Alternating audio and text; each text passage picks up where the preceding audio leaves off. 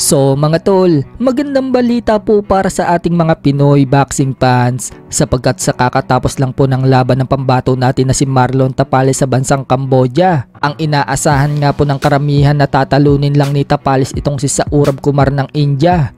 Ganyan po ang nangyari. Pero nahirapan si Tapales na patumbahin ang kalaban mga tol sapagkat tinalo ni Tapales itong Indiano mga tol via unanimous decision. Natapos pa ang round dahil sa panalo ni Tapales, nadepensahan niya ang WBC Asian Continental Super Bantamweight belt. Umabante na ngayon ang record ni Tapales sa 39 wins and 4 losses, habang bumagsak naman ang record ng kalaban sa 11 wins and 2 losses and 1 draw. So pwedeng nga po makalaban sa susunod ni Tapales itong si Alan Picasso ng Mexico para sa title eliminator sa WBC. Nasa rank number 2 po kasi ngayon si Tapales sa WBC, habang nasa rank number 1 naman itong si Picasso. Kaya pwede sila maglaban mga tol.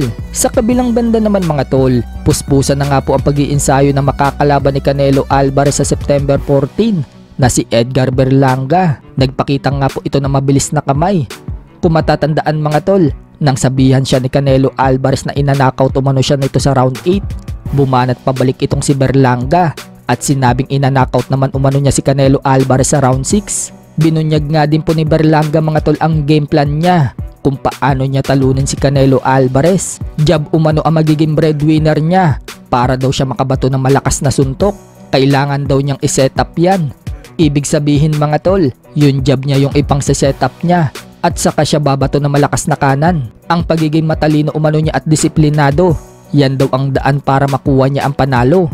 Makikita na lang umano yan ni Canelo mga tol kapag nagkaharap na daw sila sa ring, habang si Canelo mga tol handang-handa na sa laban at 100% na ang kondisyon. Sa latest post nga po ni Canelo mga tol, wika niya sa post niya, loading, full charge na daw ang nalobat na battery. So ibig sabihin lang yan mga tol, punong-puno na ng lakas ang kanyang katawan. Sa iba pang balita mga tol, matapos pong maagaw ni Sebastian Fundora ang WBO Junior Middleweight World Title ni Tim Tszyu, nang maglaban po sila nito lang March na nauwi sa split decision pabor kay Fundora. Mukhang may pag-asa na naman po maging world champion itong si Tim Tszyu sapagkat kasado na po ang laban ni Tim Tszyu mga tol dito sa may hawak ngayon ng IBF Super Welterweight na si Bakram Mortasalyev.